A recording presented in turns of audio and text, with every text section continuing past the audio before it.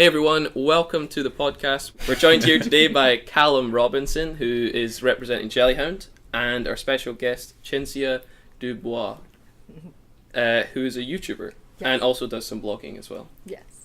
So, can you tell us a little bit about each of yourselves? So, Callum, you go first. So, hi. I guess I'm representing Jellyhound for this. I'm Jellyhound's in-house graphic designer.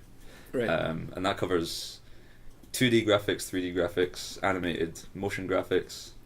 Right. You name it, you need it, I'll design it. Okay, cool. Sales pitch over. Yeah. Do you want to introduce yourself a little bit, Cinzia? Yeah, hi, I'm Cinzia. I'm a freelance editor and copywriter and content writer, and I do YouTube on the side as well. I've been doing that for nearly 8 years. Right. Yeah.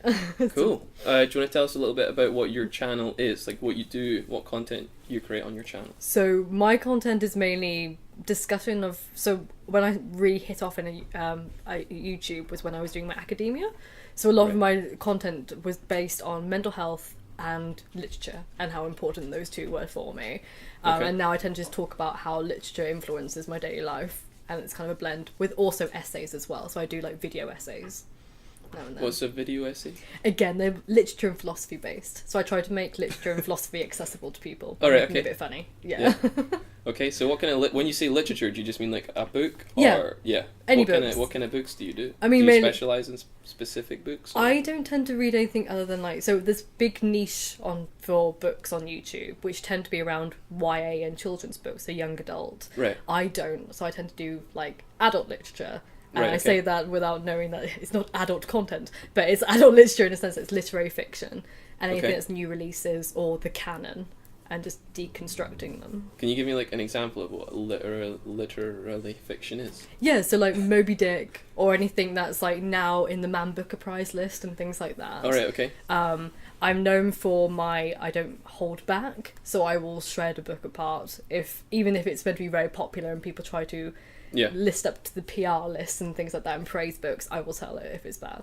Okay, cool. That's pretty cool actually. So you do a blog as well? Yes. So do you blog about your videos, or is your blog separate? Blog separate. Blog separate. Yeah, Right, okay. and they tend to be, because I noticed when I was doing YouTube, the more academic I went, I lost audience a lot. Right. So that was kind of my outlet for just like more deconstruction, kind of more serious topics on the So your blog. blogs are a lot more serious videos. Yeah, a little more dense. Your YouTube, you're now a little not quite as dense? Yeah, and I'm currently actually working on redoing some video essays.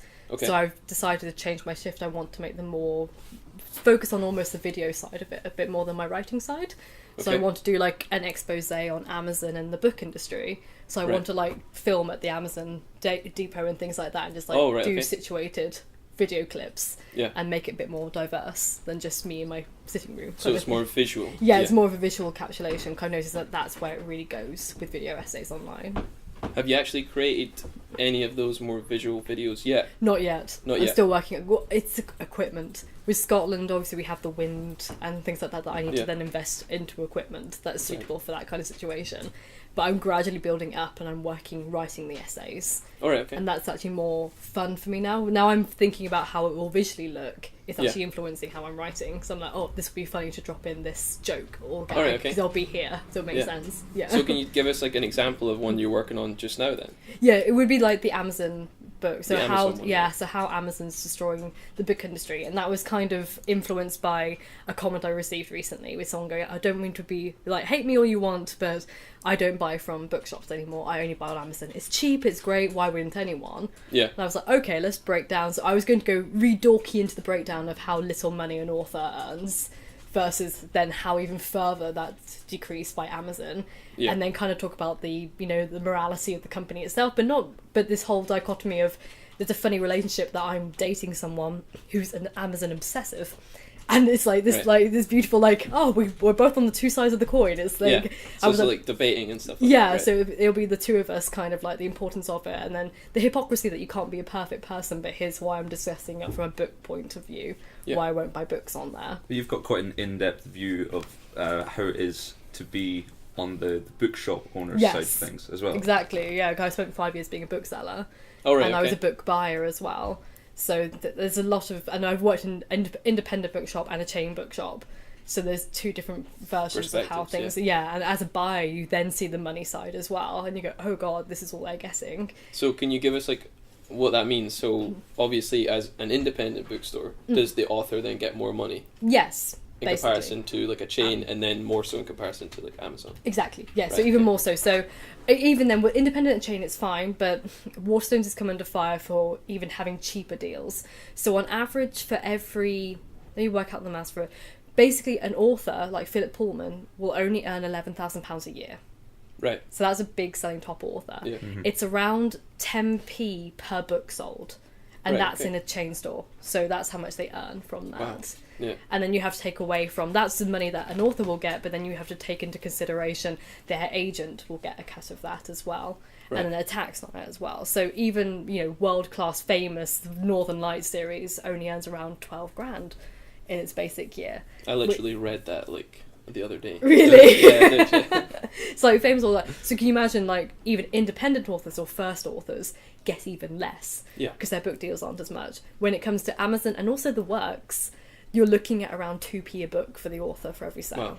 Yeah. So how do they actually make their money? Is it events and stuff mainly? Yeah, basically. Like and book also other signings and jobs. stuff like that? Most authors that I know have another job part-time. Right. Okay. They're not an author full-time. Yeah, because isn't it like what's her name that wrote the Harry Potter series? JK. J.K. Rowling. Yeah, she's going to be the richest author, and it's mainly because she's getting all the money from the films. Yes. Yeah. Not from the actual books itself. Definitely. Yeah. I mean, given chains like Amazon, I'm aware that it's much more accessible for the consumer. Yes. Although maybe you've not got as good a human interaction as you would from a bookshop or anything. Oh yeah. But it doesn't give incentive at all for an author to do all that work, be so creative, and then release their work into the wild when they're not really going to be getting anything from it. Yeah. I mean, maybe if you're coming from an altruistic point of view, then sure, help the world, and money's not the forethought.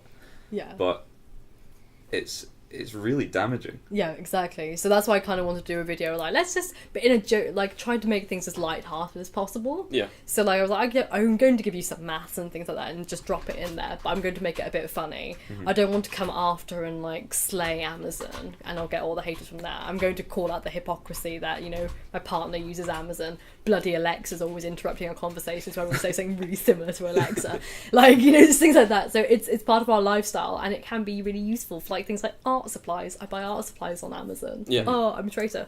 But when it comes to the books, I'm very protective from my angle. Your motivation for creating your channel then was because you're driven about like this book industry. Yeah. Books. I love the book industry. So what was the reason? So that's the reason for creating your channel. Yes. What was like the first video you did? Was the first video about this book industry? I think actually I tried to do a story time, like I tried to be more chatty and casual. The first ever video I've got is just about like an incident that happened to me, but it didn't really trend. What did trend was finally when I did a video on like Pottermore. Right. So the Pottermore website was about to be released, and I did a skit about like waiting for Pottermore, and that seemed to get more. And I was like, oh, people are interested in Harry Potter, but I really wasn't. I was a bit too old now. It was just a joke. And then I just started talking about like, in fact, my other videos were now what I've come back to years later over time, which was a video essay on Wuthering Heights. And it was a joke about like, oh, I can't wait for both the characters to die. And I was just I tend to like be a bit more frank when I'm analysing a book, because I don't want to just give a blurb synopsis. I kind of find essays interesting. Yeah, so like a video. So what would you consist of video? What is a video essay? What are you going to cover about a book in your videos? So if I'm doing, so say another video essay that I've got planned up is like, what's the deal with Emily Bronte? Right. And I want to do that in York, so I'll be taking a weekend down, just filming different clips in there. Okay. With the video essay, I tend to not just tell you what the book's about, but more how it was written, what cultural context the book was in, like what the society was like, and a little bit about the author. And I try and dig up the dirt a little bit. So with an expose on Oliver Twist, for example, we talk about Dickens's anti-Semitism. That's not really known, and it's really subtle in the books, but you kind of, everyone knows Oliver Twist for the musical. Yeah. And like, you know, Fagin's this nice man and Sykes is horrible, but in the book it's the complete opposite. Right. Sykes is kind of the nice one that then shows love for Oliver at the last minute and then gets killed for it. Right. Whilst Fagin's unfortunately painted very anti-Semitic light. He's this nasty Jew man kind of thing. And then people always called out Dickens for that, and he tried to make it up for years later. So I'm not anti-Semitic, but he really employed anti-Semitic tropes that now the musical's kind of whitewashed over and doesn't address anymore. Yeah. But it's something that's rightly so needs to be criticised, but no one knows about it because no one reads the book. They just go for the musical type of thing. Right. So for this video that you're going to create in for where did you say that was you were going? Amazon. So like the Amazon. For the Amazon video. Yeah. So what process are you going to go through? Do you review like your previous videos, see what's done the best, and then take elements and aspects of that? And that's what made you think that you're going to go down a more visual route? Well, ironically, what I noticed in my videos, I like how I write. Like, I'm proud of how I write, but I just don't think because it's visually encapsulating, many people click on it. So I've been watching other video essayists and seeing how they've done it. And I'm like, okay, that's how they've done it. They've kind of, whilst their writing is still sublime, it's not too heavily academic. And also because it's so jovial and they keep swapping things, it's really interesting. Okay. So 2 video essays, I always like ContraPoints and Lindsay Ellis. Lindsay Ellis is a fantastic movie reviewer.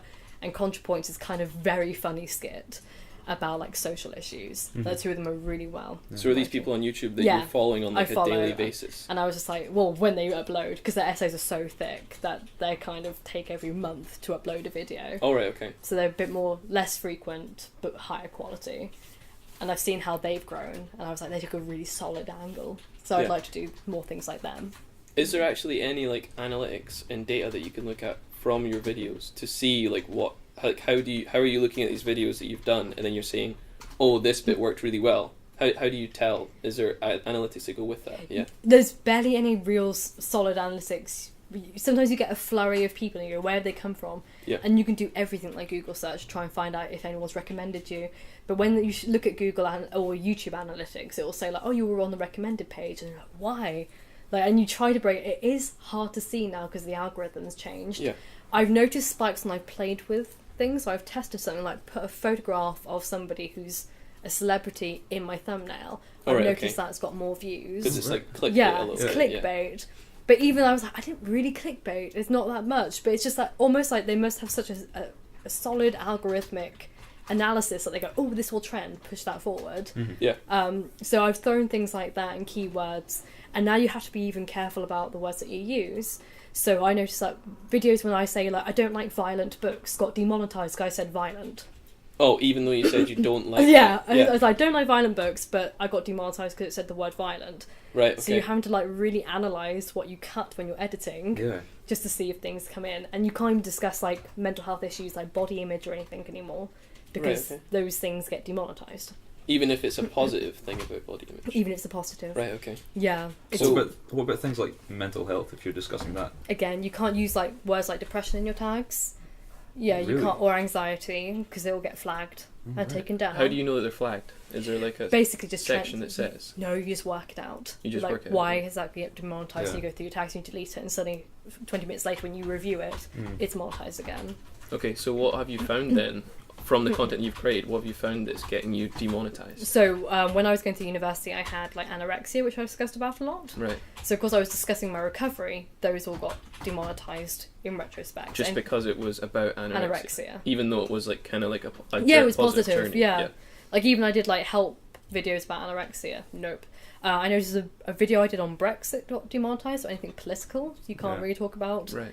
So you have to be really careful. I've noticed sometimes it's not so stringent anymore. Recently I've been slipping in swear words and I'm not getting demonetized for swearing and not bleeping out. Right. But it's more the keywords now and what you tag.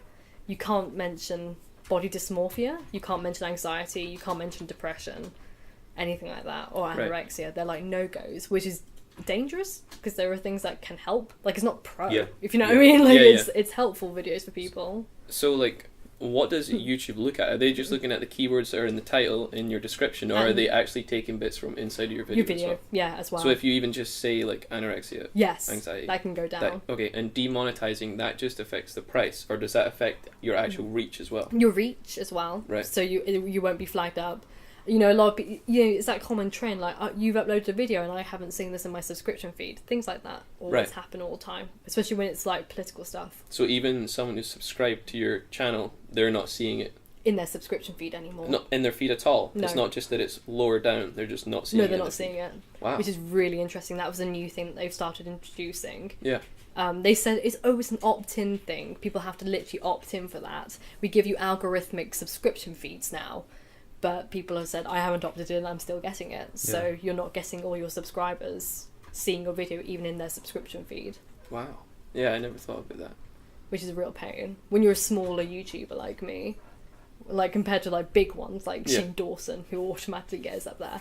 But even then, you see like a prime example recently of Shane Dawson. So I'm not sure if you're familiar with him. Yeah, a little bit, yeah. So he does phenomenal filmography, and he released his first episode of the documentary within 16 hours, I think it was, that he got 6 million views. Was that the Jake Paul one? Yeah. Yeah, yeah. But it wasn't on trending, but Will Smith's was, and it had less views than him. Mm-hmm. So and that's because you think that they'd been demonetized because of it.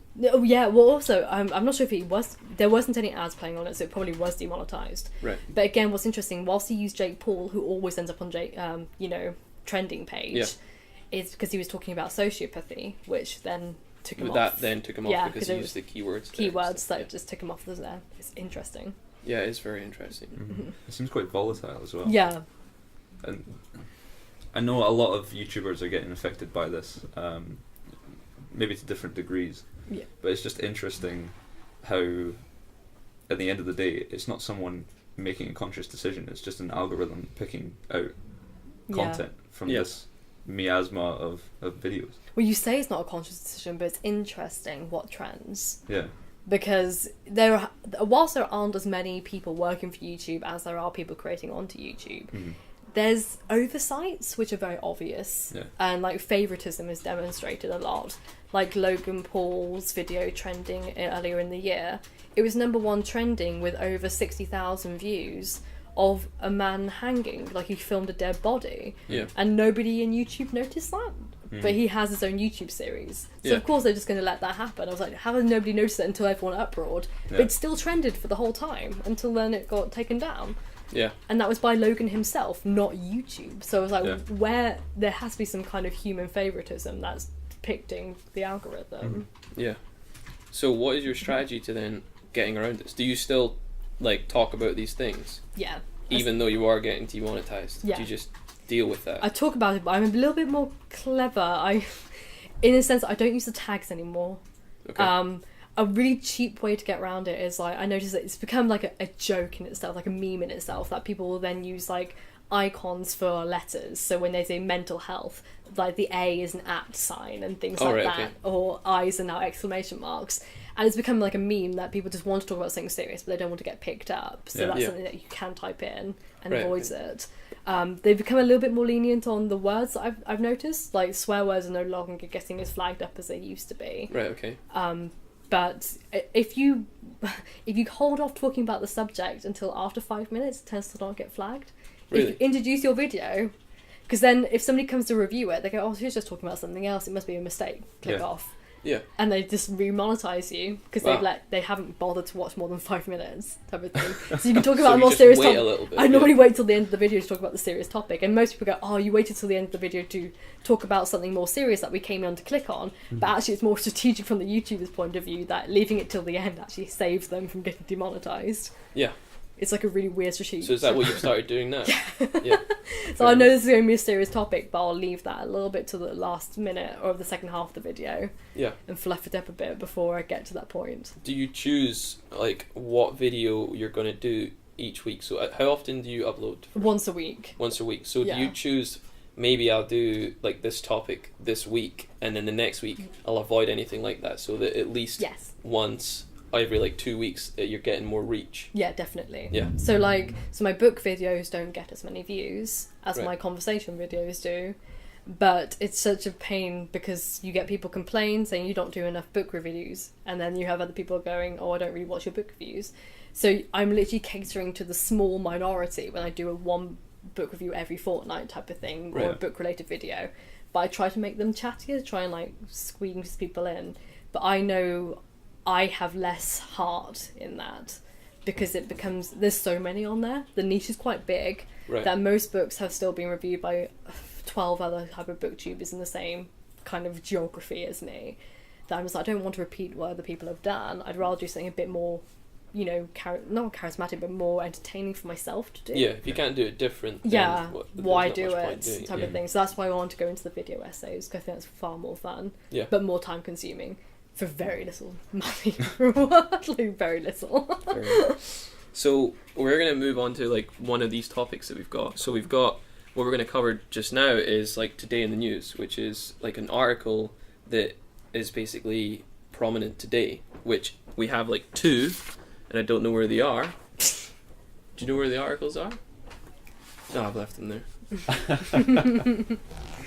Using superpowers, they come Thank you, closer. Neil. Cheers. So yeah, we have like two articles here. So the first one we have is titled "Not a Social Media Influencer, but you can still get paid," and this is by a source called The Star Online, and it is a little bit about a startup company called Wildfire Systems, who are launching an app to help users make money off of conversations they're already having online. So you don't have to be an influencer, but you could be someone's friend or like part of a friend group on Facebook, and you share like a product that you've seen or you've used a little bit, and you're like, oh, you should get this. So say it was like, well, like an example. So say it was like, oh, a toaster. Man, I just got this toaster. I'm going to share this toaster and say, this is a really, really good toaster. You guys should all get this. And then if people see that, and Facebook can check if you've seen this, gone through a link and then bought it, then this person then gets a little bit of a percentage or a royalty from that sale that went on. Yeah. So do you have any opinions on that? Because obviously this is going to then create a lot of mistrust between your actual friend circle groups, because there's going to be people out there that just like add like loads of times, they're going to put loads of these ads up, and it also takes away a little bit from influencers as well. Yes. Mm-hmm. So do you have any opinions on that? There's a really strong, like, so actually the industry in the YouTube world that's been most affected by this is the beauty industry. Okay. So like people who review makeup products all the time are have the affiliate code like that. So you have an affiliate and you get a percentage of what the people buy. Yeah. But also it's been disclosed that not only are they actually not disclosing, ironically, how much they're getting paid to do that influence. So most people pay to give good reviews. Mm-hmm. There's also a market for negative reviews. So people pay you to negatively review another product and have an affiliate code to a better product. Yeah. And this can be up to $60,000. Right. So like people are getting paid $60,000 to bad review something, but because it's a bad review, they don't have to disclose it was a sponsorship because it's not a review. Yeah. So wait, so if there's like two makeup companies, and they're both rivals, and one of them pays an influencer who does makeup and beauty, they're going to pay them to then say that their rivals are rubbish. Yes. And that I actually use this makeup company. Yeah. So then they're still getting paid money, but they don't have to say that. Yeah, they don't have to say that they're getting paid because it's not a sponsorship for the product. It's a negative review sponsorship. And this is legal. That's legal. And this has only just come out the past few weeks. It's been like a big thing, talking discussion now, because everyone's like, do we trust anything anymore? Yeah. Like everyone's reviewing everything that people have said. So so I get a little amount of money from affiliate codes for book selling. So Book Depository offers affiliates. So if people buy the books that I recommend, which is in the list below, but I haven't been paid. So for me, it's a little bit different because I've had to read the book and say, I really like this book. You can buy it. I've read it. No one asked me, and people don't send me these books. You know, I buy them myself. You know, things like that. And I will say if I got sent this book, but it very rarely happens nowadays. Most of my books I've bought myself. So I don't really get sent them. So again, I would never get. So to me, that I disclose this is an affiliate link. And I earn pennies off it. You know, so but it is a tricky thing because then you do go, I like skip over videos that I see are an ad placement. Like if they've got ad in the corner, I'm like, oh, you're being paid to do something. I don't really care about Doritos. But at the same time, I don't bemoan people earning their money as long as they're open with it. Like if they say I'm an affiliate to this company, then earn your damn, because they don't earn enough money off YouTube anymore. That's where all their money is coming through, is usually the affiliates, like the beauty people.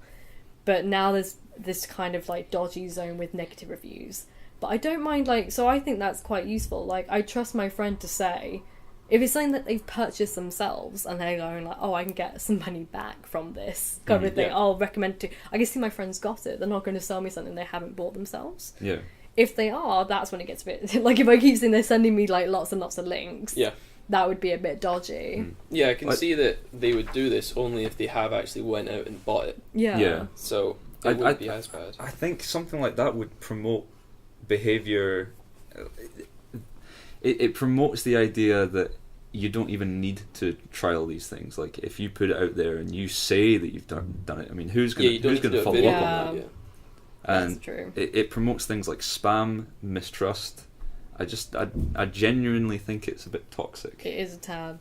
It's a bit, mainly with the reviews, I think, for more expensive luxury projects, as I call it. Mm-hmm. So, like, books, I can't really see that work. I generally can't see how, like, the paid book reviews shine a light out, and it tends to be only teenage book reviews that happen, and it tends to be only in America. Mm-hmm. So it's only the American companies that are paying BookTubers, as we're called, to, like, do a review. Right. And it shines a light, because they're always saying the same things about the book. Mm-hmm. No one in the UK gets offered any paid sponsorships for book reviews, like nothing. I've had one sponsorship in my lifetime online, and that was really cool. It was for an essay for the British Council. Asked me to do a Shakespeare essay for them. Oh, cool. That was great. I was like, that's really cool. I was like, it's sponsored by the British Council. So that was nice, but again, with makeup products, it's dodgy. Yeah. I think that's the main one that people are like, oh, this one's really amazing. I can't think of... And then you see things like Doritos, or you see things like Coca-Cola. Mm-hmm. But I can't think of... Like, even then, they probably are a consumer of it. But when it comes to a very competitive thing like makeup industry, where there's lots and lots and lots of things that you're making money off, I can't see when people would use it too much, except for the makeup industry. Yeah. Which I take with a grain of salt, anyway. Yeah. But then I can't trust their reviews on it. But I haven't seen any other reviews of something that I think is a sponsored thing. Yeah. And even if it is a review on something, so like a camera review, if the guy's done a really great video reviewing this camera and probably has an Amazon affiliate link down below, because they're a camera expert that I can tell from their content, I then would review further, but then I probably would use their link still to be like, okay, thanks for the time. You did a really great camera review that was like thorough, and you've got loads of other camera reviews. So it's almost like not too biased, but I can see what you mean about distrust, because I don't trust makeup beauty gurus to save my life. Yeah. Boy, you smile, the smile. He's like, you recommended me a book last week. There's nothing I was going to say that hasn't already been said already. Sorry, I talked too much. No, not at all. Well, we have another one as well, and it is by Main News, and it's Guide for Social Media Influencers Over Product Promotion. Now, I don't know much about this. So what it is actually it kind of relates a little bit to what you were saying before. So it says, a guide to help social media influencers and bloggers stick to their advertising rules when promoting products has been launched after a number of rulings found followers have been misled. So they are addressing, but I think that's different to what you were saying. It's more for people who are being sponsored to advertise a product. It's not the rival thing yet. Yeah. But that is interesting. So it just seems that a lot of people don't realise that it is an ad. Mm-hmm. Maybe they'll just have like a tiny little hashtag ad at the bottom of a post. And they're not actually making it as clear, because I know for Instagram they have like a partnership bit at the top next to their title, and then sometimes they'll even tag the company in their photo, and then they say like this is a paid promotion, and then they'll put hashtag ad. But some people just put hashtag ad, some people don't put anything. Yes. So do you have any thoughts on this? Yeah, it has to be very... I mean, have you had any experience of, like, watching a paid promotion? How have you ever felt as a non-influencer, like, oh, they're doing a paid promotion? To be honest, I don't really mind it. But I don't really consume as much online content as... Yeah, probably me. Yeah, I mean, I'm not a social influencer, so I'm not taking tips from other people who I'd consider social influencers. Yeah. So you don't actually take tips from other people as much? Not so much, really. No. See, I don't really... Again, as long as they disclose... I think it is actually more dodgy in America. For some weird reason, the laws have been really lapsed over there. Right. Over here, it is pretty strict. And I've never watched a British person who hasn't said, this video is sponsored by blah, blah, blah. Yeah. And I tend to just skip over the ad. Like, I wait for them to stop talking about whatever, like, app they're discussing. And then the scene will change. it doesn't really bother me because I understand that that's how you have to make your money nowadays. Absolutely. Yeah, because YouTube is pretty bad for money. Exactly, and I was like, I respect you, I really like you, so I'm not going to complain. It drives me nuts when people complain about it. I'm like, well, if you want them to continue, they've got to do things like that. They have to sell part of their soul to give you the rest of it. And even then, it's not like some YouTubers do sell part of their soul. They recommend services or goods that they don't believe in. Yes. But for just a handful, I'm not going to say it's a majority or a minority. For a handful, there are some people who recommend stuff that they would buy or they would use themselves. Yeah. So I've been approached by several companies over the years. BetterHelp have contacted me several times recently. Right. You know, like apps and things like that. Language websites. Because I've never used any of them, I've said no. Because I was like, I've never used them. I'm not going to just get it just for a cut. Have you not maybe thought about using that opportunity to try and get more familiar with their service? Well, no, because then I still they don't offer you free. You have to pay to use their service anyway. And I was like, well, I'm not interested in using BetterHelp. So they're saying flog our content. Flog our content, you get a cut.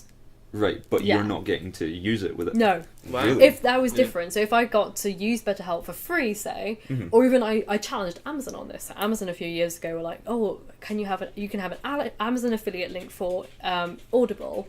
Yeah. And I was like, do I get an Audible account? And they were like, no. And I was like, well then no. Yeah. I was like, I'm not paying for Audible. And they were like, well, if you sign up for 1 free week trial. I was like, that's what you want me to ask everyone to do myself. I was like, if I get to use Audible in exchange for giving you free promo, then yes, I will. Because then you'd see the benefit in Audible. Yeah, exactly. I'd have a trial of it and things like that. But no, most people don't give you free, so BetterHelp won't give you any access for it, not even for a limited time. The language websites give you a week free. And I was like, no, I want to like use a product and regularly and support someone. I'm not going to support you just for a cut. So I've always avoided any kind of a sponsorship, or like say it's a very fine line between sponsorship and affiliate, two very different things. And I get confused in America when they say it's a sponsored video when it's not. It's an affiliated video. Yeah. And I get really confused with that. So can you explain the difference then? So with sponsored, they say here is so much money, talk about us. And they tend to come also with an affiliate link. Right. So say they pay... Let's use Shane Dawson. He did BetterHelp recently. Shane Dawson probably got offered $5,000 to mention back... Well, this if he is a sponsorship, they gave him $5,000, and then they said, here's your affiliate link, and you'll get money, $200 for every sign-up that we get. Yeah. So that's that. But BetterHelp don't do sponsorships. So he says this video is sponsored by BetterHelp, but he's only got an affiliate link. They gave him no money.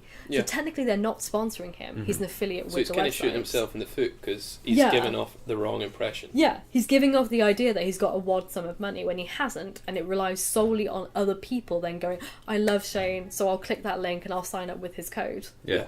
And it again, Philip DeFranco does it. So he'll say, this is sponsored by, Squarespace. I was like, well, Squarespace, I know Squarespace don't do sponsorships. It's only affiliate. So every time you use DeFranco or Franco50 or something code on your Squarespace, that he gets paid. Right. So it's interesting that they use the term sponsorship when it is only affiliate. But I think then some American YouTubers, I'm only saying American because they've kind of been in the spotlight for doing it so much, that the American beauty gurus have not been saying they've been sponsored, and they say it's just an affiliate, but it's turned out that they did get a wad sum of money for something, that they never said it, because they only think that, I'm using the affiliate links. And that's all they need to mention. Yeah. And even then, they don't actually put in their box that it's been affiliate linked. So would you say then that people who are doing affiliate links, they're probably more trustworthy than those that are sponsored? Kind of, because it's a bit more obvious. Like, when you click the link, at least it shows you, and you don't have to buy if you really hate that person and you don't want to give them any money. You just go onto the website raw data from Google and then just buy the product yourself, type of thing. Yeah. As long as they put it as an affiliate link down below, then like I've got a disclaimer going, I'm a Book Depository affiliate. Any books mentioned will be linked there, and I get a small deposit. Like I say that all in there.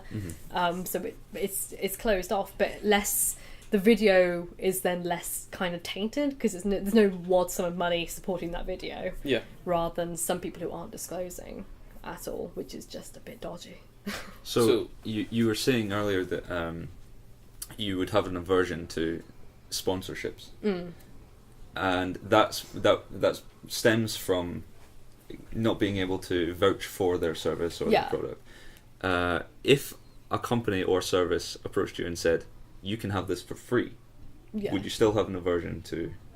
If it was something like I really wanted to do. Right, okay. So like BetterHelp, I may not want to. I've looked into it. I'm not that impressed with its service. So I probably would like, no. I mean, I may try it. I'd be like, I'll try it. But if I didn't like it, I'd say cancel my membership. I'm not interested. Right. If it was like a language course, which I really want to do, I'd be like, I'd love to do this. And I'd happily support it after a month of doing it. Yeah. To say this is how far I've come in a month of learning this language. Things like that. I'd rather do it way more organic, which is too slow for what they want. Yeah. People want instant now. They want customers now. Yeah. So they're not really interested in it. Okay. Hence why I'll always be poor online. So obviously this is like becoming a big thing because they don't get that much money from YouTube. So, but there are other ways that people make money, like Patreon and stuff like that. Yes. Do you have any experience using those other ways? I do, yeah. So Patreon was where I get more money than YouTube. Right. And even then I've only got a few Patrons, but I appreciate them so much. I need to do more into my Patreon. So what happened is I launched it a few years ago and I started doing video essays. It can get overwhelming because there's just so much going on, but I think actually I want to adjust my Patreon. If I could go back in time, I'd have rewards for my Patreons and like give something back to them and things like that. But Patreon is quite nice actually, because I've even confronted all my patrons and like, you can withdraw if you want. I haven't made a video for this essay in like a year and they don't reply, they just carry on. Yeah, I see some of they decrease but they're still there. It's like a really legitimate support group. And that's really sweet. They're just like, no, it's £1. Like, what is it to them? They can spare it, thankfully. I would never want anyone to support me that couldn't, you know. So it's just like a kind of nice little legitimate tip jar almost of £1 or $1 a month that you get, and that's way more than I'd ever get on YouTube. Like I think a month on YouTube is normally like $4, but I can earn like well over like $40 on Patreon type of thing. In that same guy, just from people being kind. And I know Philip DeFranco's whole organisation is run entirely off donations from his audience. Right. So his whole business, all his video editors, everything is literally supported and funded by patrons of the DeFranco show. So it is really interesting how much that can affect people. So can you talk a little bit about how you're using Patreon? So are you giving extra content for people who are there? Are you considering doing that? Or? Yeah, that's what I'm considering on doing. I want to do extra content for them. I did this whole thing at the beginning of like writing to my patrons to thank them personally, but a lot of them didn't give me their letters, and then you have international, like their addresses, so I like contacted them, they didn't, I felt guilty and I was like chasing up, and just little things like that, it went wrong. I was like, I would like to give more independent content for them, but again, like some people have gone the complete opposite way. It's very interesting because no one actually uses Patreon as a platform, so it's hard to voice something on there that patrons probably don't even see because they don't hang out on Patreon type of thing. But there are some people who have gone very far. So one YouTuber out there, she uses it as an 18+ website. All her patrons can see 18+ content behind there. Right. Which is interesting because she got demonetized for being a bit too raunchy on YouTube, and she's got a massive wad of patrons now who just pay for her on there. So people are using it almost like an X-rated show. Like some people can use like that, but it becomes like, what do I share with patrons that I'd hide from my audience? I wouldn't like that. Like I don't like this idea of only selected people see this, the rest of you can't. I hate that kind of, so it's trying to find a balance between something that's original and special for you but also not too exclusionary and like behind a paywall for people who probably genuinely can't afford it. That's where it gets iffy for me. I wouldn't want to give any elitism to anyone just based on circumstance kind of thing. So it is interesting. Well, we have one sort of last topic that we're going to want to go over because that has been quite a while now, but we do have like an influencer profile spotlight. So before you started YouTube, who was it? Was there anyone that inspired you to do the type of content that you're doing? Was there someone that was doing what you're doing and you're just like, oh, I really want to do that as well? Yeah. Well, it wasn't doing what I was doing, but Charlie is so cool, like, who's very, very, he's not even on the platform anymore. Right. But he was our biggest British YouTuber at the time. Okay. Charlie is so cool, like. Right. And I related to him so much because he just talked about Doctor Who. And I don't even like Doctor Who, but I was like, he was just really dorky and sweet. And he was talking about his A-levels and Doctor Who. Yeah. And I think he was kind of like the the teen girl fan dreams that he like shot up in fame because he was just like kind of like in the trend at the time. Yeah. Very sweet guy. I was like, oh, a guy's just talking about something that he really likes. Yeah. And sometimes he said funny stories. So that's the reason I went on to YouTube, was Charlie's So Cool, like, who's long gone because sadly the pressures of YouTube got to him.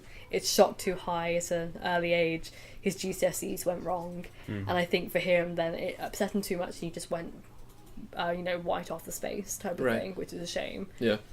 But it's interesting how different the world was for YouTubers back in 2010 compared to what it is now. Yeah. They were just getting paid spotlights just for being on the platform because there were so few of them. Yeah. Yeah. Is there anyone you follow now then that you still like follow religiously? Follow religious. I think it would be like Lindsay Ellis, which is a YouTuber who does the movie video essays. Right. Because she's just so good. And also kind of Shane Dawson. I really appreciated how that man over the years has totally changed his content without ever actually removing who he is. So he's just evolved. There's nothing like, oh, I've changed to go this route instead.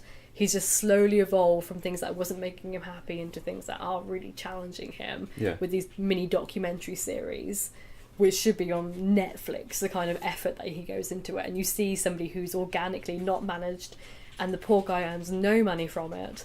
Yeah. And, he talks about that quite a lot. He talks a lot about not getting any money from it. And he, unfortunately, he set up a big company with other people, which I can't remember the name of it. It was like a massive like media company.